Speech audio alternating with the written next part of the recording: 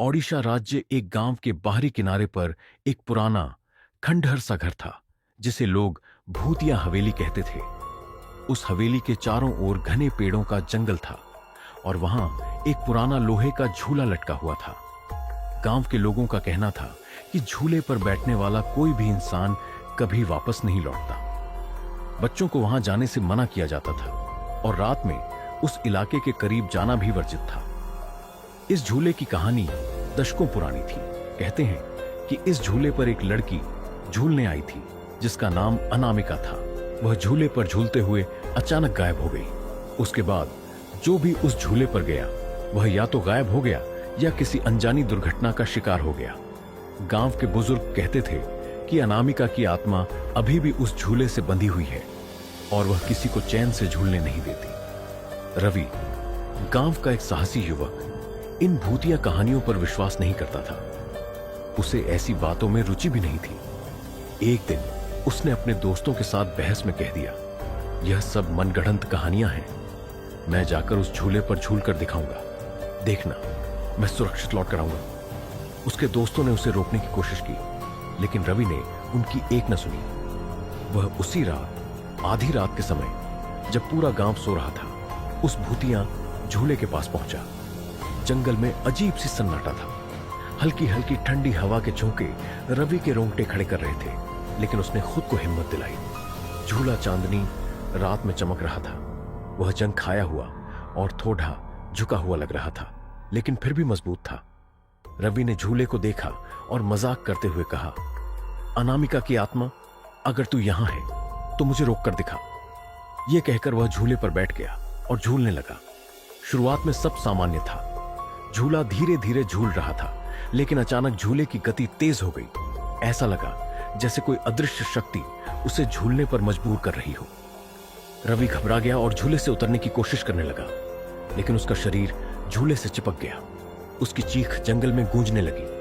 तभी झूले के आसपास एक सफेद धुंध बनने लगी और उसमें से एक लड़की की आकृति उभरने लगी।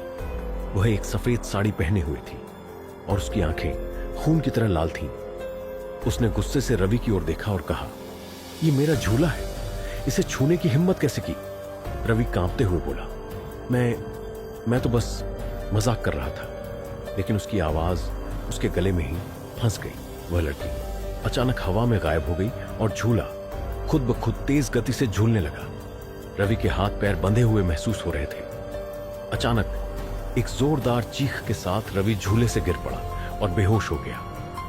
अगली सुबह गांव के लोग रवि को हवेली के पास बेहोश पड़ा हुआ देखकर हैरान रह गए। उसे घर ले जाया गया, लेकिन वह होश में आने के बाद भी कुछ नहीं बोल पाया।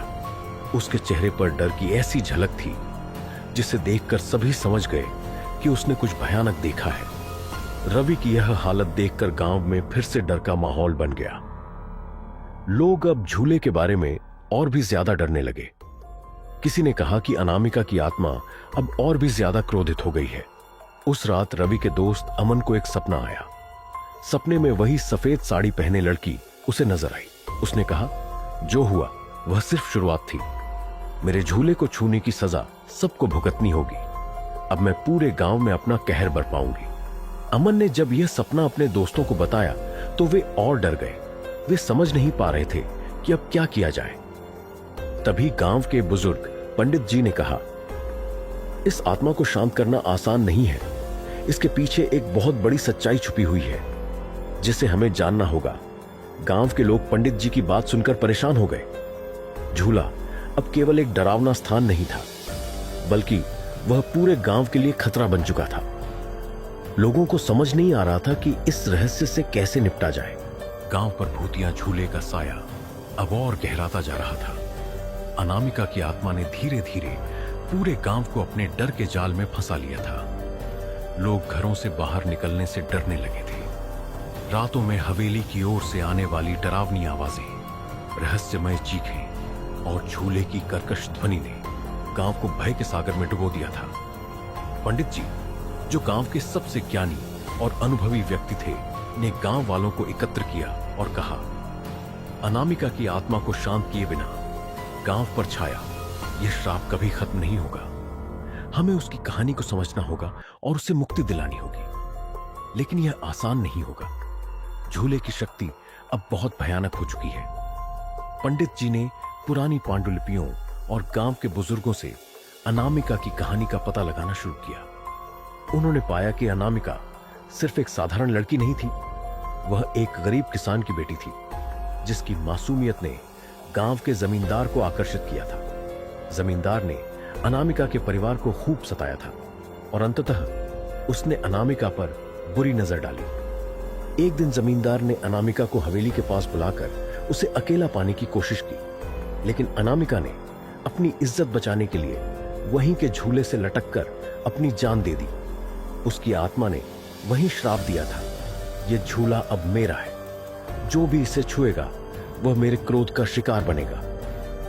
पंडित जी ने गांव वालों को बताया, अनामिका की आत्मा इस झूले से बंधी हुई है। जब तक उसकी आत्मा को न्याय और मुक्ति नहीं मिलेगी तब तक गांव पर यह श्राप बना रहेगा। पंडित जी ने गांव वालों से कहा कि इस समस्या को सुलझाने के लिए पूरे गांव को मिलकर एक अनुष्ठान करना होगा।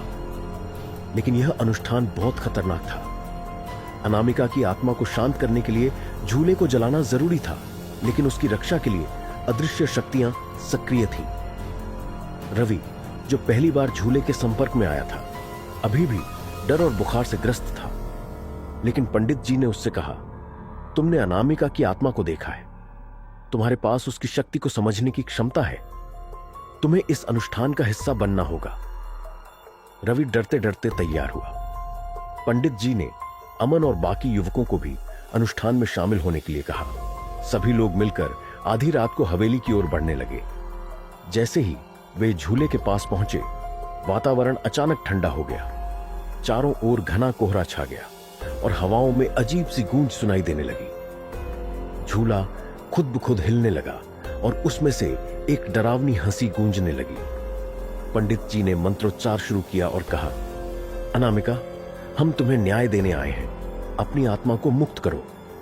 तभी झूले के पास सफेद धुंध उभरने लगी और उसमें से अनामिका की आत्मा प्रकट हुई। उसकी आंखों में गुस्से की ज्वाला थी। उसने चीखते हुए कहा, तुम सबने मुझे मरने दिया, अब कोई मेरी आत्मा को मुक्त नहीं कर सकता। यह झूला हमेशा के लिए मेरा है। पंडित जी ने साहस दिखाते हुए मंत्र जारी रखे, लेकिन तभी झूले से भयंकर चीखें निकलने लगी। अमन और बाकी युवक डर के मारे कांपने लगे। अचानक झूले से एक भयंकर झटका लगा और उसके आसपास की जमीन फटने लगी। पंडित जी ने गांव वालों से कहा, अनामिका की आत्मा को शांत करने के लिए किसी को बलिदान देना होगा। उसकी आत्मा तभी मुक्त होगी जब वह महसूस करेगी कि कोई उसके दर्द को समझता है। रवि ने साहस करते हुए आगे बढ़कर कहा, मैं यह बलिदान दूंगा। मैं अनामिका से माफी मांगता हूं। मैंने उसकी आत्मा को परेशान किया। अगर मेरी कुर्बानी से वह शांत हो सकती है तो मैं तैयार हूं। रवि झूले के पास गया और हाथ जोड़कर बोला, अनामिका, मुझे माफ कर दो। मैं नहीं जानता था कि तुम्हारी आत्मा यहां कितने दर्द में है।